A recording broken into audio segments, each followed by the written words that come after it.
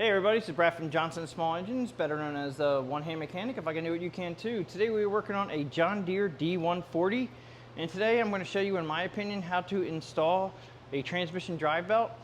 So I cleaned this one up for you guys. This one came in for a service and it was really dirty, so it looks a lot better than it did. But the first thing we need to do is we need to get the mower deck off, and you can see it does not have it on. I will put a link in the description if you guys need to get your mower deck off or you need to know how to get it off. I have a video for you. So I'm going to go ahead and put this thing up in the air so we can look at the transmission drive, and I'll be right back. Okay, so the first thing we want to do, I'm going to take off this electric clutch. And a lot of you guys out there are like, oh, you don't have to take off the electric clutch. Well, this particular model, this is the D140, they have fingers that come from the frame. And these fingers it's a belt guide, and there's 3 of them. There's one on this side, one on the center, and one on the other side. And I would highly suggest not bending these fingers, because you wind up bending the pulley. If you start bending the pulley right here, then you're going to be in trouble. By taking this electric clutch off, you're going to be a lot better off. A lot of you guys are saying, oh, I don't have a gun, I use an impact gun. I'll show you guys all the tools that you need at the end of this video. This is a 5/8 socket that I use on here. It's a 5/8 socket, and I use an electric impact. But if you have a wrench, now I'm pretty sure this wrench that goes on these edges right here, you're probably going to need an adjustable wrench, because I don't even go up that big. I think it's over 1 1/4 inches. So you can put a wrench on the outside of that and then use your 5/8 socket. I would suggest a 2-foot long breaker bar, preferably being 1/2 inch drive to get the bolt out. You're going to need the leverage. I'm going to go ahead and just use my electric impact. And this is just a 3/8 electric impact with a 5/8 socket on the end of it. And it's pretty straightforward to get them off. And before I take the bolt all the way down, I just make sure that the clutch is actually sliding, which it is. If you have a hard time getting your clutch off, you're going to spray some PB Blaster up on the shaft above the pulleys, and that PB Blaster or any kind of penetrating lubricant that you have will go down below that, and then hopefully you'll be able to wiggle that out in a little bit of time. Now, before we take this all the way off also, we have to get in. So this is the electric plug on the front, and it's just a little tab. And I'm on the other side, I'm just pushing that tab up just a little bit. You don't want to break the tab. There we go. Just pop it off. Move this off to the side and hang down. And then you go ahead and take the rest of your bolt out. It's going to be a long one. A lot of times these can be hard to come out because they have Loctite on the bolt. And then I had my left arm holding this clutch because I didn't want it to drop. So I'm just going to slide this off now, wiggle it. Comes right off. This one did. Now, this one has a separate pulley, and there is a keyway right here. Now, inside here, there's a key that's attached to the inside. That doesn't come out. But when you put this back on again, you got to make sure you line that key up with this, and also remember to put some never sees on the shaft. And also, right here, this is a guide that keeps the clutch in. This guide keeps the clutch stationary, which has to go right here. All right, so it's kind of a puzzle, and you have to make sure you put it all back up in the right spot. So just keep that in mind when we put it back together again. Right now, I'm going to go ahead and push the clutch in and put the brake on, and that's going to make our tension on our belt get loose. So I'm going to push the clutch in, brake / clutch, lock it in like so. Now, since we're back here, we're going to come to the steering wheel. We have to make a mark on the steering wheel because we have to raise the column up about 10 inches. So you want to make sure your wheels are straight. You want to make sure the steering wheel goes back down on the same spot. And then I'm going to put a line right here and a line on the steering right here. And then I'll be able to put that back down in after I take the nut off the bottom of it. Let's go back down under. Okay, so now the transmission drive belt is loose. And as you can see, this guy is sliding down already. This is the second pulley, and you can see the fingers right here. A lot of you guys, if these won't slide down, you guys are going to want to try to pry on these things with a screwdriver or something. I highly suggest not doing that, but sometimes you got to do what you got to do. I've actually had to heat these up on occasions with heat just to get them to slide down. I had to use a pipe wrench and grab up here. Don't grab here, but you can grab up here with a pipe wrench and kind of wiggle and jiggle them, and this will slide down and out. Okay. This also has a key that's inside it that goes up into the shaft, and you have to lock it in so it'll slide up when you put the new one back on again. Now we just come through back here. The reason why I had the steering column marked is because we want to make sure we get the steering wheel back in the same position with the wheels being straight. I'm going to go back up and double check to see if my lines are the same up top real quick on the steering. And they are. I'm just going to mark right in the center here. That's where I want this to go up. We're taking this gear off, but I want this gear to go right up to that spot, and everything should be aligned as far as your steering. If you have a steering, if this is a gear quadrant, if this is really worn off, or your gears on your teeth right here are really worn bad, I have a video for that. I'll put a link in the description below on how to replace this whole assembly here, and then also that gear. This, it should be a 19 millimeter, and I'm just going to zoom that off.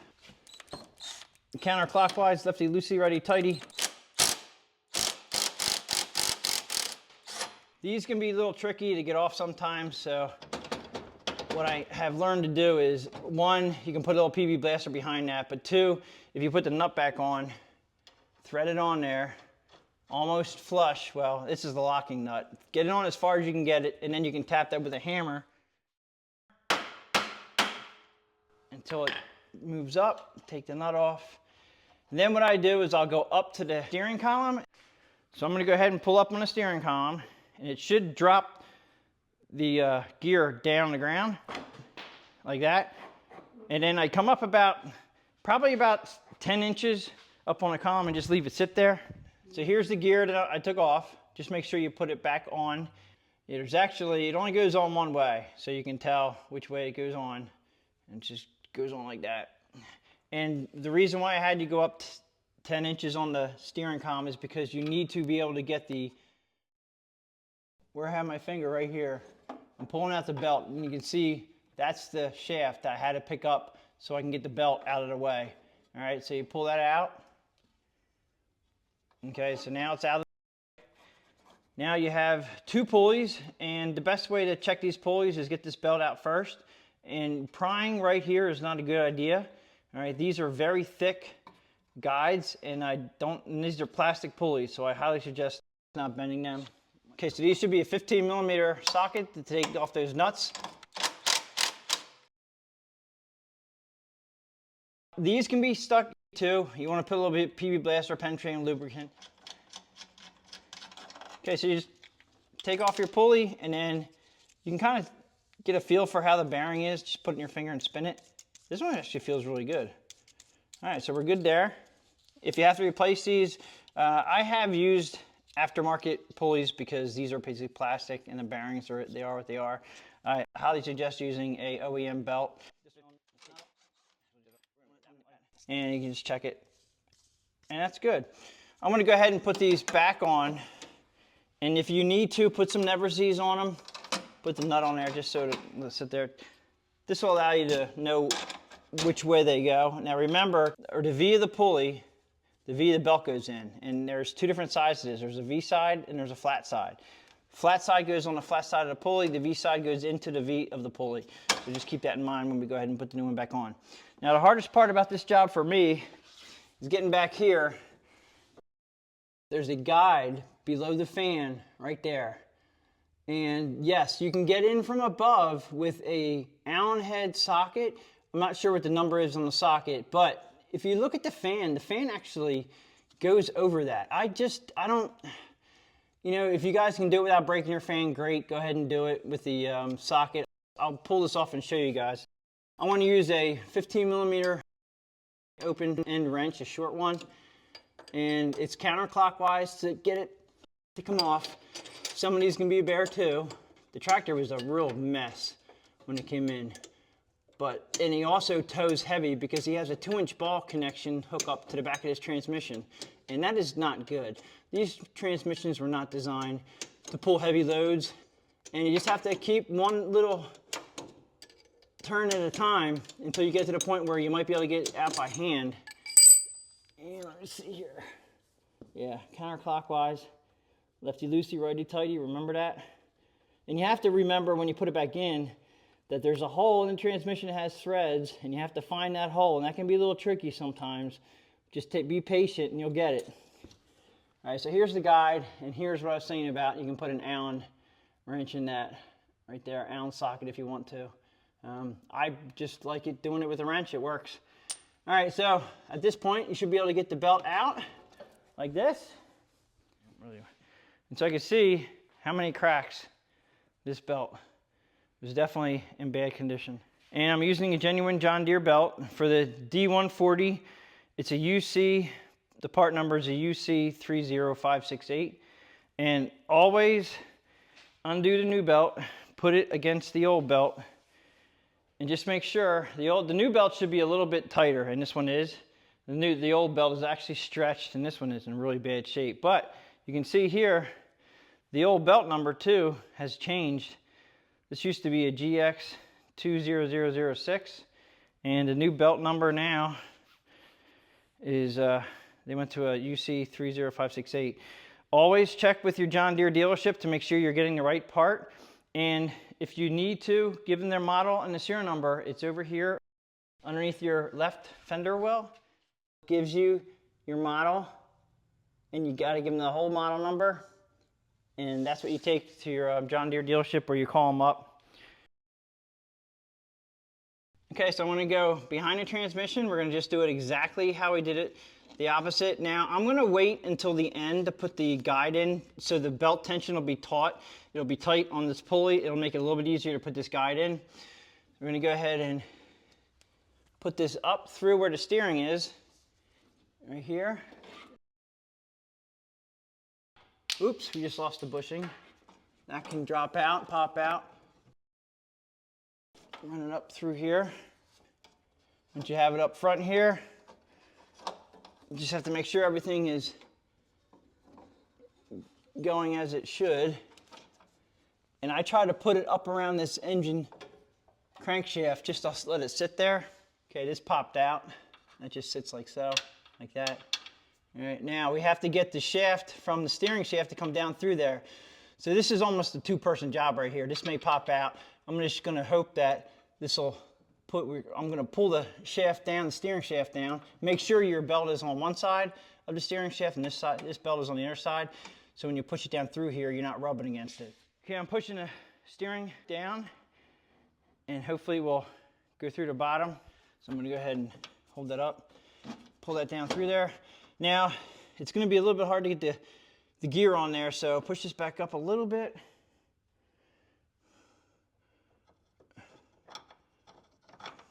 Like that. If you reach behind here, you can feel the steering shaft. And it has grooves, so it has to go in exactly perfect. You can see these little grooves right here. All right, so this has to go in. It meshes in like perfectly. And sometimes it'll take a little bit to get it to come down through. And you can use the hammer, tap the edges a little bit, see if it'll.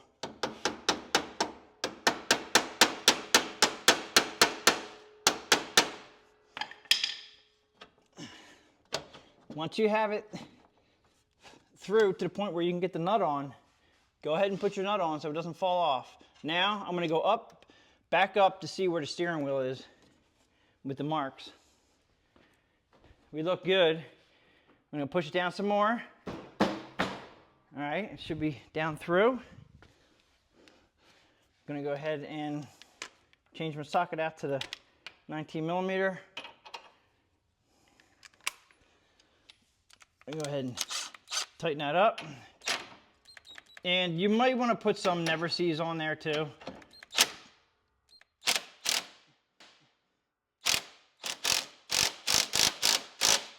Okay.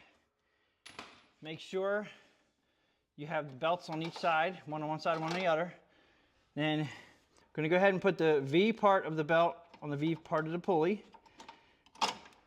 Flat part goes on flat pulley. Slide the pulleys back up in their positions. 15 millimeter socket will tighten that up.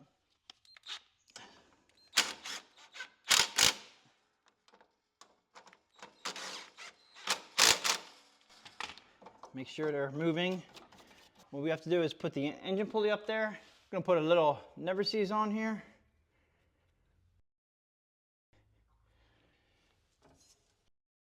Put your belt on the pulley first, and then you put your pulley over the shaft. Pull this tight, and then slide up in there. So that's good there. We're gonna go ahead and let the brake / clutch off to tighten everything up. Before I let the brake off, just make sure that you're on your pulley down here. Letting the brake off right now. All right, so now we're tight. And everybody wonders, oh, can you make it tighter? No, you can't make it tighter. The only thing that keeps this tension right here is this spring here. And that's just the way it is. There is no more tension. The way these grab right here, that's where all your torque comes from. You know, this is just hanging out. This is where all the pressure comes in and up to your engine, and that's just the way it is, and that works perfectly. Okay, so the hard part is either you can do the Allen head there, get yourself your Allen head socket, or I'm just gonna put it in by hand, and you have to feel for where the threads are in the transmission. Once you find the thread hole, line it up. Remember the angle you're on when you're putting this in. Righty-tighty. Clockwise it goes in. And once you can't spin it by hand, then you got to get your wrench or your socket on it. It's just much easier to feel things back here with your hand. It just takes patience, and you need a lot of it sometimes. And this is just a matter of quarter turn at a time. That's why I try to get them in by hand as far as I can go so it doesn't take all day.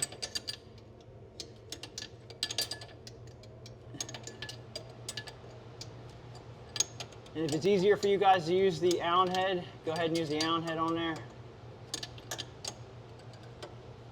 All right, we are tight. Make sure that guy is nice and snug. Don't over tighten it. You don't want to strip out the aluminum block, but you want to make sure it's tight. And that is the guide that holds the belt on when you push your clutch in. So when I push my brake on, my clutch, when you push that down, this gets real loose. If you don't have that guide on there, this can fall off. If you have a fan that has missing some of your fingers here, some of the fins, get yourself another one, put it on. There's a clip ring that goes over the top of this. And you can do it while it's on the machine. It takes a little bit, but make sure you have a fan with all the fins on it. That's what cools your transmission. Make sure you clean up in here. Make sure there's no debris in here when you're done with the job so you can get the best cooling you can. Double check to make sure your belt is exactly where it should be. Make sure this is tight. We're gonna go up here, put a little bit of never seize on the shaft.